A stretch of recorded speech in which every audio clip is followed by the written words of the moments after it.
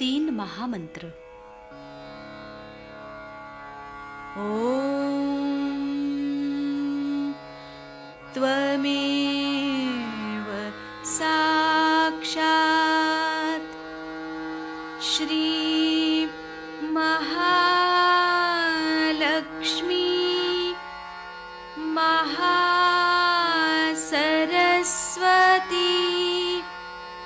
महाकाली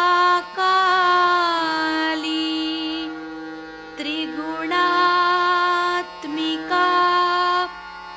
कुंडलिनी साक्षात् श्री आदिशक्ति माताजी श्री निर्मला देव्यै नमो नमः। ॐ त्वमेव साक्षात् श्री कल्की साक्षात् श्री आदिशक्ति माताजी श्री निर्मला देव्यै नमो नमः। ॐ त्वमेव साक्षात् श्री कल्की साक्षात् श्री सहस्रार स्वामिनी मोक्षप्रदायिनी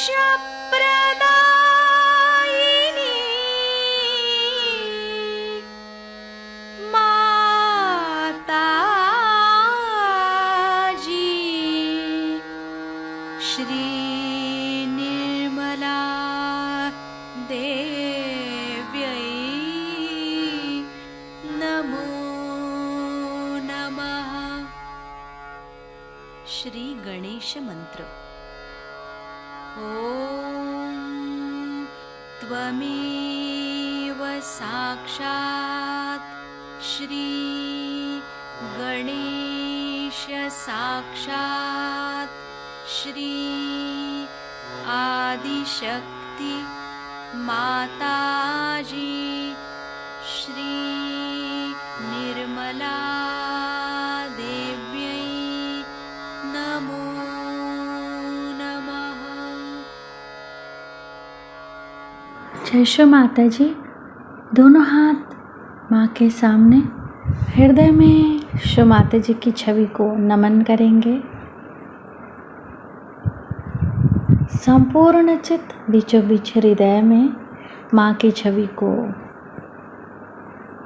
अपने हृदय में स्थिर करते हुए परम पूजनीय श्री माता जी कृपा करके हम सभी के हृदय को अपने प्रेम के योग्य बनाइए। श्री माता जी हम सभी आपसे बहुत प्रेम करते हैं, हम सभी के हृदय में आइए। हृदय में माँ को देखते हुए, श्री माता जी को देखते हुए, श्री माता जी हमारे इस हृदय को और भी पवित्र बनाइए श्री माता जी, ताकि आप यहाँ आ सकें।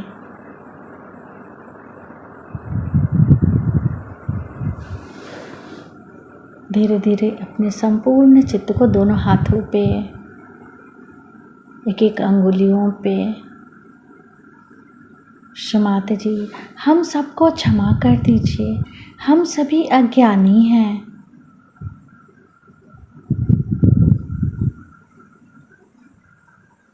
धीरे धीरे अपने संपूर्ण चित्त को लेफ्ट नाभि पर क्षमाते से प्रार्थना। क्षमाते जी, आपकी परम कृपा में हम शांत हैं, संतुष्ट हैं और उदार भी हैं। बाएं नाभि पर पूरा चित्त स्थिर करते हुए क्षमाते जी, हमारे बाएं नाभि में श्री गृहलक्ष्मी तत्व जागृत कीजिए। मंत्र ओम त्वमेव साक्षात् श्री गृहलक्ष्मी साक्षात् श्री आदि शक्ति माता जी श्री निर्मला देव्यै नमो नमः। क्षमाते जी, आपकी परम कृपा में हम शांत हैं, संतुष्ट हैं और उदार भी हैं। कृपा करके हमारे बाएं नाभि में अपना संपूर्ण चित्त आशीर्वादित कीजिए।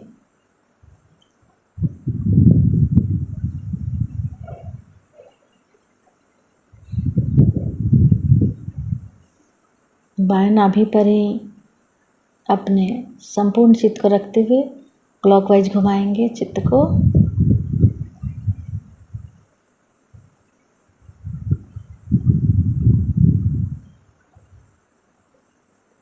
माता जी, आप ही तो श्री गृहलक्ष्मी भी हैं।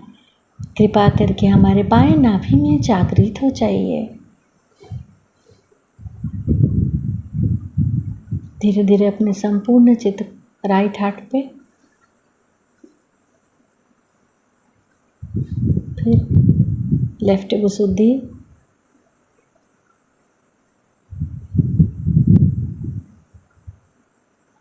लेफ्ट आज्ञा, सहस्त्रार। सहस्त्रार पर माँ से प्रार्थना। क्षमाते जी, हम आपकी अमृतवाणी को सुन सके ऐसी कृपा कीजिए। कृष्ण, जिनकी ऐसी वृत्तियां हैं उनके लिए सहयोग नहीं। सहयोग असली वीरों का काम है, फालतू भेकड़ लोगों के लिए सहयोग नहीं है। वो आप चाहे कहीं के मिनिस्टर हो, नहीं तो प्रेसिडेंट हो, नहीं तो कुछ। असली वीरों का काम है, जो असली वीर है वो सामने आए, और बेकार लोगों के लिए सहयोग नहीं है। आप ही बताइए कि आपके यहाँ टूटे फूटे बहुत सारे अगर दिए पड़े हो, ट्यूब्स पड़े हैं, आप उसकी रिपेयरिंग करते हैं क्या?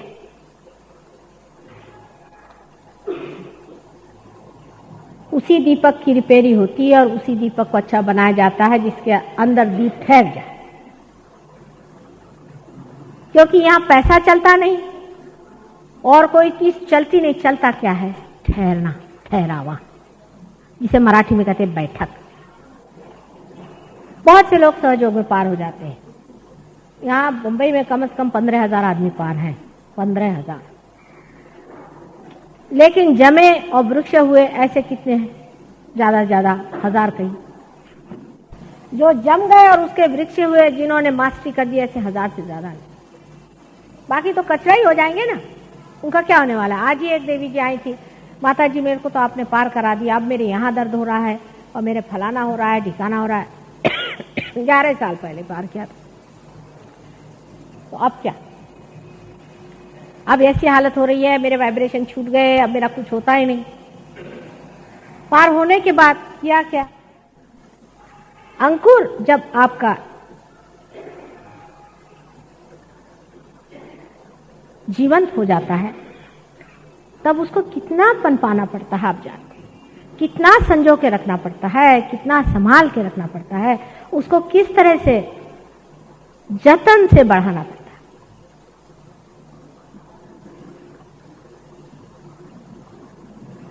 वो जतन, वो प्यार, वो समझ आप में होना जरूरी है। आज यहाँ भी बहुत से सहयोगी बैठे हैं, उसमें से कुछ बहुत पहले आए थे, कुछ हमेशा के हैं और कुछ यूं ही, और कुछ नए लोग भी हैं। सब लोगों से एक ही कहना है मुझे, सहयोग आपको दूसरे किनारे पहुंचा देता है। आप दूसरे हो जाते हैं, आप अपनी आत्मा हो जाते हैं। आप अपना ईगो नहीं रहे, आप अपनी आत्मा हो जाते हैं। पर अपनी अवस्था जो है उसको बनाना पड़ता है, उस सीट पे आपको जमना पड़ता है। इस मामले में मैं ये कहूंगी कि इंग्लैंड के जो लोग हैं, आश्चर्य की बात है, बड़ी आश्चर्य की बात है कि इंग्लैंड के लोग जिन्होंने एक जमाने में यहाँ इतना सत्ता दिखाई, ये इंग्लैंड के लोग बड़े जोर से पैठ गए, खोजा ही नहीं पैठ भी गए। और हम जिनके लिए हजारों अवतारों ने यहाँ जन्म लिया, इस पुण्य भूमि को विशेषकर इतना पवित्र बनाया, जिसके रग रग में चैतन्य की लहरें बह रही हैं, उस देश के लोगों में वो गहराई और वो गहनता नहीं। बड़ा आश्चर्य होता है, मैं स्वयं बड़े आश्चर्य हूँ। मैंने तो इसलिए भारतवर्ष में जन्म लिया और महाराष्ट्र में विशेष करके कि ये पुण्य भूमि है, ये संतों की भूमि है। अब साहब हो गए महाराष्ट्रियन लोग भी।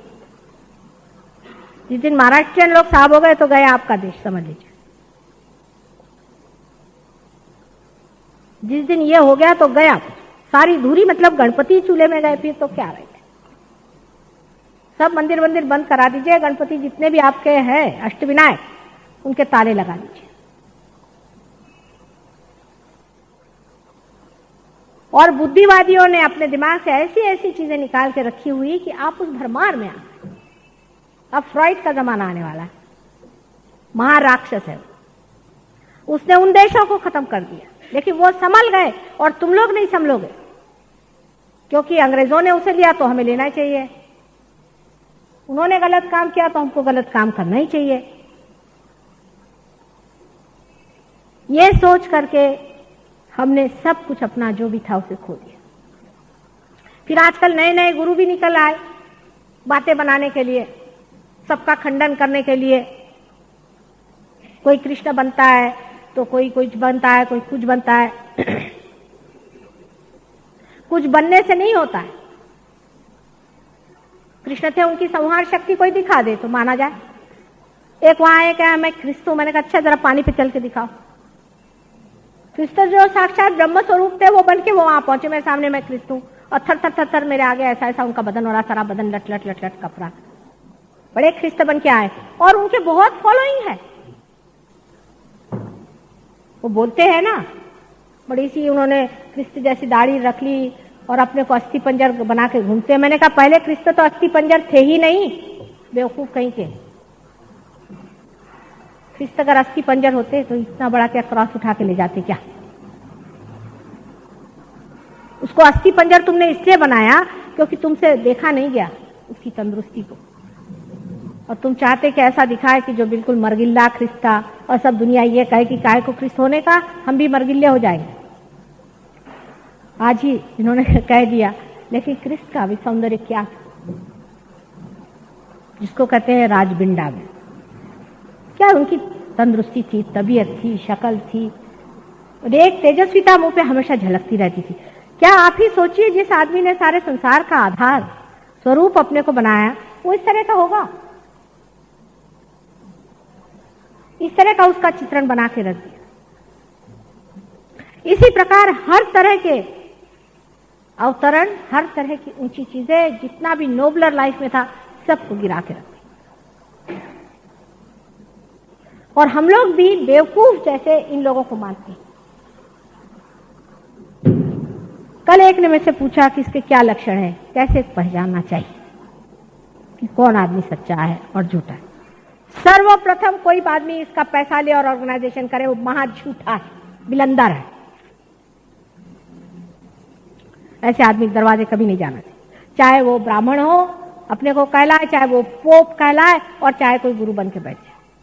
दूसरों के दम पे जो मोटरे उड़ाता है और बड़ी बड़ी थालियों में खाना खाता है और शराब पीता है,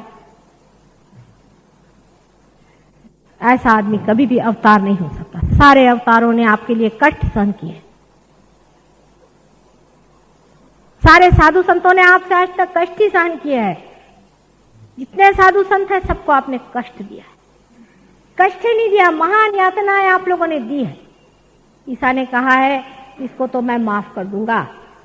जिसने भी मुझे सताया, those who have not recognized me, I'll forgive them. All that can be forgiven, but not against the Holy Spirit. आदि शक्ति के किसी ने सताया तो खबरदार है, लेकिन आदि शक्ति को सताने वाला भी पैदा नहीं हुआ। ईसा को भी सताने वाला कोई पैदा नहीं हुआ था, वो तो उन्होंने नाटक खेला था क्योंकि लोग बेवकूफ थे। अब अपनी आंखें खोलने की जरूरत है और समझने की जरूरत है। आप लोग जिसे खोज रहे हैं वो खजाना आपके अंदर है, आप ही के अंदर रमण कर रहा है, उसको पाइए। उसको पाना ही सबसे बड़ी आपकी चीज है। अगर हम आपकी असल में माँ है तो हम वही चाहेंगे कि जो असल है वो आपको दे। आपकी माँ आपको नकल कभी देगी? जब आपकी माँ नहीं देगी तो हम कैसे दें? लेकिन चाहे कि हम आपका अहंकार कहें, भाई तुम बड़े पहुंचे हुए आदमी हो, तुम बहुत बढ़िया आदमी हो, ऐसे झूठे अहंकार को हम बढ़ावा नहीं देने वाले कि बाद में आपने देखा कि एक सर में से बलून चला रहा है और उसमें से एक सींग निकला चला रहा है और आप जिसको देखते हैं उसी को अपने सींग से उड़ाते चले जा रहे हैं। जो सत्य है उसको मानना चाहिए। सत्य मानना कठिन है, असत्य को मानना बहुत आसान है। तभी जितने ढोंगी और झूठे लोग हैं वो पनपते हैं। और सत्य को मानना इतना कठिन है मनुष्य के लिए। नहीं है कि सत्य सुंदर नहीं होता, सत्य अत्यंत सुंदर होता है। इतना बहुमूल्य चीज है, इतनी आनंददायी चीज है, लेकिन मनुष्य इसलिए उसे नहीं मानता है कि वो अपने अहंकार में लिपटा। उसको लगता है अहंकार ही मेरा सुख है। दो चार कपड़े अच्छे पहनने को मिल गए, उसको शान चढ़ जाती। अच्छी से एक आध मोटर में चढ़ा तो उसकी आंख ही बदल जाती है। कहीं मिनिस्टर हो गया तो फिर क्या कहने, उसको टाइम ही नहीं रहता किसी चीज के लिए। अहंकार को जो बलवान बनाए वो चीज मनुष्य ढूंढता है, लेकिन ये सिर्फ क्षणिक सुख है, क्षणिक। असली आनंद जिसे कहते हैं, जिसमें दुख और सुख नहीं होता, सिर्फ आनंद ही आनंद मात्र होता है। जैसे वेणुगोपालन ने अभी बताया आपको कि सिर्फ जिसे ब्लिस कहते हैं वो आत्मा का सुख है। आत्मा को पाइए, अपने अहंकार को मत पाइए। अहंकार आपका चित्त जो है विचलित रखेगा, आपको कंफ्यूजन में डालेगा। अहंकार से तो सबसे बड़ी चीज जो होती है गधापंथी बना, स्टूपिडिटी जिसे कहते हैं। एक से अहंकारी मैंने देखे हैं, उनको देखते साथ समझ नहीं आता हंसे कि क्या, ऐसी बेवकूफी की बात करते हैं। और अहंकार में वो ये नहीं जानते कि हम बेवकूफ हैं। कबीर कहते थे पढ़ी पढ़ी पंडित मूर्ख भय। जितने भी राक्षस हैं महाअहंकारी थे। अब कलयुग में उन्होंने चोगे पहन लिए हैं और अहंकार ऊपर से नहीं दिखाते हैं, लेकिन अंदर से महाअहंकारी हैं और आप सबको खा जाए। आप जैसे कोई नया पनपा हुआ पौधा होता है, उसी प्रकार अत्यंत नाजुक प्रकृति के हैं। कोई हवा आ जाए उसमें आप बहक जाते हैं, इसमें आपका भी दोष नहीं, लेकिन समझ रखना चाहिए। परमात्मा ने आपको बुद्धि दी है, उसको इस्तेमाल करना चाहिए और पहचानना चाहिए कि असल क्या है और नकल क्या है। अब कुंडलिनी हमारे अंदर है, वो जागती है, वही आपको अपना आत्म साक्षात्कार देती है, जिससे आपका पुनर्जन्म होता है, जिसके बारे में अनेकों ने सारी किताबों में यही लिखा हुआ है कि अपने अंदर खोजो, अपने अंदर पाओ, अपने ही अंदर है। लेकिन कैसे? यह जीवंत क्रिया है। माने एक फूल फल होता है कैसे, एक बीज उगता है कैसे, एक पेड़ बनता है कैसे, सब जीवंत क्रिया है, सब परमात्मा करते हैं। उसी प्रकार आप भी अपना आत्म साक्षात्कार प्राप्त करिए। सिर्फ जिस तरह से एक बागबान बीज को माँ के उदर में रख के, पृथ्वी माँ के उदर में रख के पनपाता है, उसी प्रकार हम भी कुछ करते हैं, बस इससे ज्यादा कुछ नहीं। हमारा आपका लेना देना कुछ नहीं रहता। आपका अपना है, आप ले लीजिए, लेकिन उसका संगोपन, उसका संभालना, उसका बढ़ाना, इतना जरूर हम आपको सिखाते हैं। अभी वेणुगोपालन साहब ने कहा कि माँ से प्यार करना चाहिए। कि करो तो भला, नहीं करो तो माँ तो नहीं ना छोड़ने वाली, वो तो प्यार करती ही है। लेकिन आप अगर प्यार करें तो उसका मजा उठा सकते हैं। हम तो प्यार करेंगे ही, चाहे आप हमें मारिए, पीटिए, चिल्लाइए, चीखिए, हम तो करेंगे ही, क्योंकि आप हमारे बेटे हैं। लेकिन आपका अपने मामले में क्या ख्याल है? आप भी तो अपना को प्यार करें, आप भी अपना थोड़ा विचार करें, आप भी अपने को जाने और अपने आनंद में डूबे। हर एक तरह का एक्सट्रीम जो है उसे छोड़ देना चाहिए। किसी भी तरह का एक्सट्रीम जो है वो आपको मध्य से हटाता है। कुंडलिनी जो है वो मध्यगा है, बीच में जाने वाली। कोई भी एक्सट्रीम ठीक नहीं। जैसे एक एक्सट्रीम साधारण तरह से लोग समझते हैं कि आप अगर नन बन जाइए या सन्यासी बन जाइए और जंगलों में जाके आप सर के बल खड़े होइए तो आपको परमात्मा मिल जाएगा। कभी नहीं मिला। या दूसरा आदमी है, वो सोचेगा कि इसमें कुछ नहीं रखा, सब छोड़ो, शराब पियो, व्यभिचार करो, दुनिया भर की गंदगी करो, सो तो परमात्मा कभी ऐसे आदमी को नहीं मिलने वाला। इसके मध्य में रहना है, सर्वसाधारण तरह से, विवाहित रूप से अपने शरीर का भी उपयोग एक पूजनीय तरीके से होना चाहिए। जो शुभ बताया गया है वो करना चाहिए। जितना अशुभ है उसका त्याग करके अगर मनुष्य रहे तो उसका पार होना बिल्कुल मुश्किल है। एक तो उसके अंदर आंतरिक इच्छा होनी चाहिए और दूसरे किसी भी एक्सट्रीम्स पे उसे नहीं जाना चाहिए।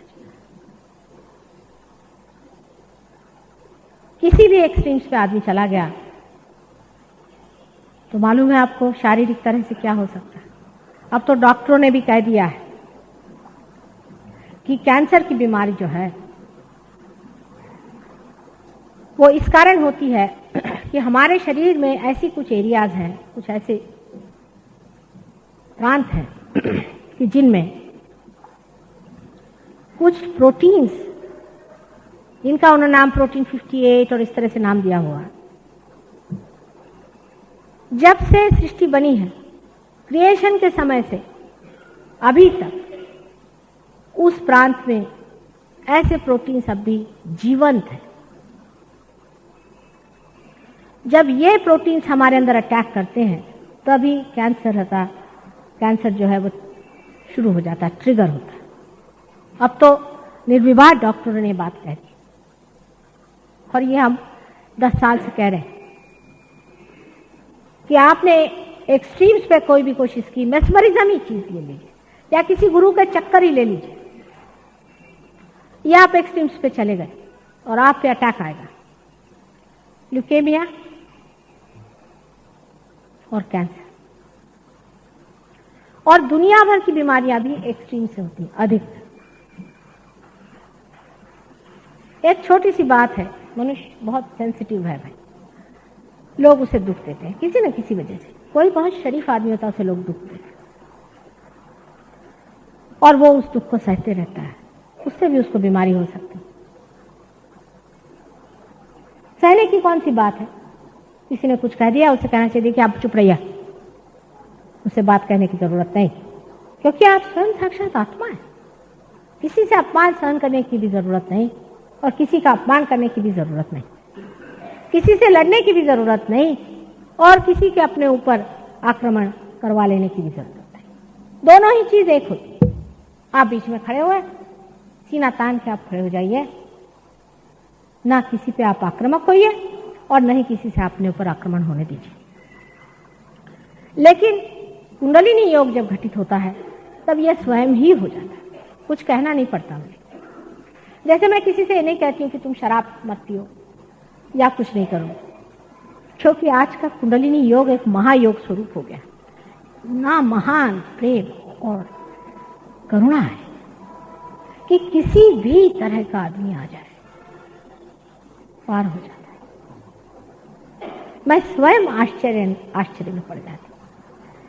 लोग हैं लंदन में, आप देखिए कि शराब पीते हैं, उनके गणपति खराब हैं, उनको सेक्स की आइडिया नहीं, कुछ नहीं, आए पार हो गए, शराब छूट गई, उनके ड्रग्स छूट गए, एकदम सुंदर हो गए, शक्ल देखिए कि एकदम खी गई, जो कि एकदम लगते थे कि कहाँ से ये आए हैं, क्या इनकी दशा है, जो मुझे देख भी नहीं सकते थे आंख खोलकर, कोमा कंडीशंस में आए पार, सिरोसिस लिवर ठीक, ल्यूकेमिया ठीक, इतना डायनामिक जिसको कहते, प्रचंड प्रेम, प्रचंड प्रेम। लेकिन शंका कुशंका करना और अपने को बड़े महान समझ करके आना, सहयोग आपको उठा फेंक देगा। ऐसा समुंदर है कि उठा के वहां फेंक देगा, फिर आप आएंगे नहीं महीने। ये भी दूसरी बात। आप अपने को बहुत समझते हैं तो जाइए, आपको उछाल के ऐसा फेंक देगा, मैं तो आश्चर्य करती हूँ, मैं कोशिश भी करूं तो भी नहीं आएगा, आदमी वो पास भाग जाएगा, कुछ ऐसे चक्कर में आ जाएगा कि चला जाएगा। अहंकार का कोई स्थान सहयोग में नहीं। आप अगर बहुत विद्वान है तो अपने घर में बैठिए, आपने जाना है तो आप घर में बैठिए, अगर जानना है तो पहले आत्मा को पाले। रही हमारी बात, हम तो माँ हैं आपकी, अब हमेशा सेवा में लगे रहेंगे और कोशिश करेंगे कि आपके अंदर सुबुद्धि आए, आप अपने से प्रेम करें और समझें आप क्या है, कि आप अनंत काल के एक खोजने वाले हैं, आपकी श्रेणियों में उस श्रेणी को आप पहचाने कि हम एक विशेष रूप के आते। अभी अभी मुझे एक किताब किसी ने पढ़ने को दी जो विलियम ब्लेक ने लिखी, जिसका नाम शीर्षक मिल्टन है। इसमें विलियम ब्लेक ने मिल्टन कवि को एक खोजी सी करके सिंबल में दिया हुआ है और पूरा की पूरा सहयोग उसमें वर्णित किया और कहा है कि इंग्लैंड जो है वो जेरूसलेम होने वाला है, यही तीर्थ स्थान है। हमारे एक मुसलमान शिष्य अल्जीरिया में रहते, उनकी माँ ने कहा कि हमें मक्का जाने का है, हज के लिए पैसे दो। कल आज का मक्का जो है लंदन है, लंदन जा 250 मुसलमान वहां पार करा दे। ये जितनी भी धार्मिक घुटन है, ये धर्म नहीं है, ये धर्म के विरोध, प्रेम के विरोध में खड़े हुए राक्षस है, जिसको हम फेनेटिसिज्म कहते हैं। मेरा धर्म कहने वालों से पूछे कि धर्म क्या चीज है, किसी को कुछ मालूम नहीं, उनकी सारी दीवारें धड़ धड़ गिर जाएंगी। अल्जीरिया में इन्होंने हमसे बताया कि रोजे के दिन सब लोग वहां भूखे रहते हैं और सब तरह के धंधे करेंगे। रोजे के दिन भूखे रहने से क्या मिलने वाला है, सब तरह के धंधे करते हैं, शराब पीना, दुनिया भर की औरतों के झंझट, सब वहां शुरू हो गया। सिर्फ रोजा जरूर रखे, रोजे के पहले दिन हंसे कि रोए पता नहीं चलता है। ये पहुंचे जब, तो जिस मस्जिद में जाने वाले थे, सारी मस्जिद ही धड़ से अंदर चली गई जमीन के अंदर। देखते थे कि ये मस्जिद कैसे अंदर चली गई। अरे मस्जिद भी क्या है और मंदिर भी क्या है, सिर्फ पत्थर तो है ना जिसके अंदर भगवान है। वो मस्जिद और मंदिर कुछ नहीं बचने वाले, और वो मनुष्य भी नहीं बचने वाला जिसके आत्मा की जागृति नहीं होगी। वो भी दिन आने वाले, इसलिए अपनी आत्मा की जागृति कर लीजिए। मैं आपकी माँ हूं, मैं आपसे विनती कर, अपने को पहचानिए, अपने को समझिए, अपने अहंकार में मत रहिए, अपने आत्मा की जागृति करके अपना परम कल्याण साधिए, अपने परम तत्व को आप साधिए। सब बेकार की बातें, हम ये हैं और हम वो हैं, हम इस जाति और पंथ और धर्म के हैं, ये सब झूठ है। आप सिर्फ परमात्मा के पंथ के हैं।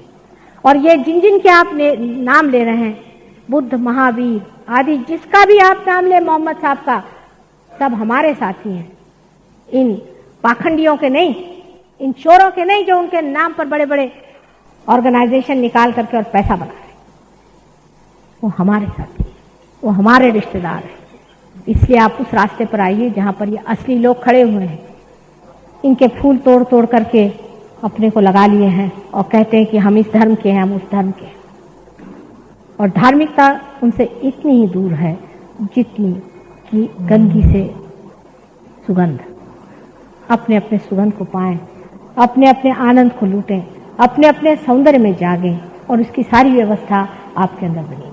सिर्फ अपने अहंकार को जरा सा नीचे कर लें, थोड़ा सा, उसको भी लड़ने की जरूरत नहीं, कुंडलिनी स्वयं साक्षात उसे कर लेती, लेकिन थोड़ी तैयारी चाहिए। अब आप में कोई कोई विद्वान बड़े मुझे नजर आ रहे हैं, बहुत पढ़े लिखे विद्वान, किताबें जरा समुद्र में फेंक आई, बिल्कुल व्यर्थ, किताब के पढ़ने से कुछ नहीं होने वाला। सर्वसाधारण लोग जो कि देहातों में रहते हैं, वहां हमारा असली काम होता है। बंबई में तो यही हाल है, असली काम हमारा देहातों में होता है। अभी एक देहात से आए, यहाँ पर हजारों लोग जहाँ पार हो रहे हैं, शहरों के लोग रह जाएंगे कच्चे, क्योंकि वो अपने को समझते नहीं वो क्या है। क्योंकि शहरों के लिए तो गुरु लोग तैयार है आपकी जेबें खाली करने के लिए, हमारे लिए तो गांव में ही परमात्मा रम रहा है। आप लोग भी अपना थोड़ा अहंकार कम करें और ये समझ लें कि जब तक परमात्मा को पाया नहीं तो हम किस काम के, हमारा क्या अर्थ है, हम बेकारी में अपने को क्यों समझे बैठे भाई। हालांकि एक बात जरूर है जिससे अहंकार न बलवता हो, कि आप लोग बहुत बड़े परमात्मा को खोजने वाले साधु संत, और इसके बारे में भविष्यवाणी हुई थी कि घोर कलयुग में ही ये होगा, ये घटना घटित होगी, महायोग स्थापित होगा। और महायोग ही आपका, इसे लास्ट जजमेंट कहते हैं, वही कुंडलिनी के जागरण से ही आपका जजमेंट होता है और कोई तरीका इसका नहीं। आज का प्रोग्राम हालांकि अभी आखिरी है, फिर से मैं आने वाली हूँ। सहयोग में लग के रहना चाहिए, तब उसका पूर्ण आशीर्वाद आपको मिलता है। कृष्ण ने भी कहा योगक्षेम वहाम्यम, पहले योग फिर क्षेम होगा। योग के बगैर क्षेम नहीं होने वाला। योग होते ही साथ क्षेम की कल्पना भी बदल जाती है और क्षेम घटित भी। पहले आप योग को अपना पाएं, अपने आप क्षेम घटित होगा। यहाँ से बहुत से लोग हैं जो बताएंगे कि सहयोग से कैसे कैसे क्षेम प्राप्त हुए। सभी को लाभ हुआ है और आपको भी लाभ होगा। जिस परमात्मा ने अपना ही द्वार आपके लिए खोल दिया है, वो क्या आपको ये क्षुल्लक और छोटी चीजें नहीं देगा, लेकिन आपकी सारी ही प्रायोरिटी जिसको कहते हैं, सारे ही मूल्यांकन बदल जाते हैं और आप एक दूसरे ही हो जाते हैं। वही आप हो जाएं, उसमें जमे और रमे और इस बंबई में कोई तो भी विशेष कार्य करें, ऐसा मैं चाहती हूँ। हर जगह बंबई में सेंटर्स हैं और भारतीय विद्या भवन में भी एक सेंटर ये लोग चलाते हैं। जिन लोगों को सुविधा यहाँ नहीं होती है वो यहाँ आए, लेकिन आना पड़ेगा। सामूहिकता ही इसका तत्व है। सहयोग माने सामूहिकता, सामूहिकता जागरूक करना, यही सहयोग का मुख्य लक्षण है। आपके अंदर सामूहिकता आ जाती है, आपकी उंगलियों में आप पता लगा सकते हैं कि आपके चक्र का क्या अंदाज है और दूसरे के चक्र कहाँ पकड़े। आप सामूहिक हो जाते हैं, लेक्चर से नहीं कि you are brothers and sisters, ये नहीं, यू बिकमिंग अपने आप महसूस करने, दूसरे को आप अपने अंदर महसूस करने लग जाते हैं।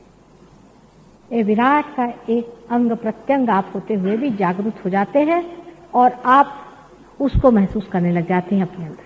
ये होना है। जब तक ये घटना घटित नहीं होगी तब तक लेक्चर देने से आप किसी के भाई बहन नहीं हो सकते, आपको ये महसूस नहीं हो सकता। ये घटना है, ये घटित होनी पड़ती, और ये फ्रिवलस लोगों के लिए नहीं है। फिर से मैं कह रही हूँ, जो लोग फ्रिवलस हैं, जो लोग ऐसे ही अब 4 जगह गए लेक्चर में, चलो टाइम है माता जी को भी सुन लिया फिर चले, ये कोई दुकान नहीं है और कोई बाजार नहीं, इसमें जमना पड़ता है और जो जमता है वही पूरी तरह से पाएगा। परमात्मा आपको सुखी रखे।